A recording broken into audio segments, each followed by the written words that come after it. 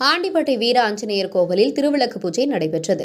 தேனி மாவட்டம் ஆண்டிப்பட்டி மெயின் ரோட்டில் அமைந்துள்ள வீர ஆஞ்சநேயர் கோவில் 61வது பொங்கல் நிறைவு விழாவை முன்னிட்டு திருவிளக்கு பூஜை வழிபாடு நடைபெற்றது. இதில் ஏராளமான பெண்கள் கலந்து கொண்டு குத்துவிளக்கேற்றி வழிபட்டனர். அப்போது ராமர் துதி, அனுமன் துதி, அம்மன் துதிகளை போற்றி பாடி குத்துவிளக்கிற்கு குங்குமம், மஞ்சள் தெளித்து வழிபட்டனர். பெண்கள் தங்கள் பெற்றோர், கணவர், குழந்தைகள், உறவினர்கள் சகல பாக்கியங்களுடன் நீண்ட ஆயுளுடனும் வாழ வேண்டும் என்று இந்த பூஜையின் போது வேண்டிக் கொண்டனர். நாட்டில் வெப்ப அலைகள் குறைந்து நல்ல மழை பெய்ய வேண்டும் என்று பூஜையின் போது வேண்டிக் கொண்டனர்.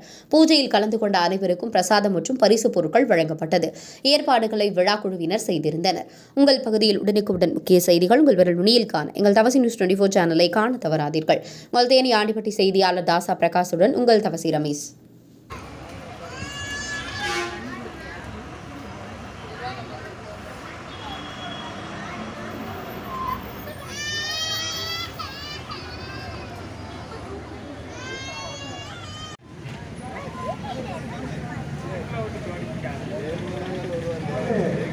அறிவு ஸ்ரீ வீராஜர் கோட் மக்கள் சம்பளம் நான் சொல்லுவது அப்படி உறக்க சொல்லுங்கள். ஸ்ரீ அர்ஜுனா தேவி குமாரதேவி ஓ மா வீரனை போற்றி, ஓ அருமையை போற்றி, ஓ வாய்ப்புத்திரையை போற்றி, ஓ மெய்ப்பொருள்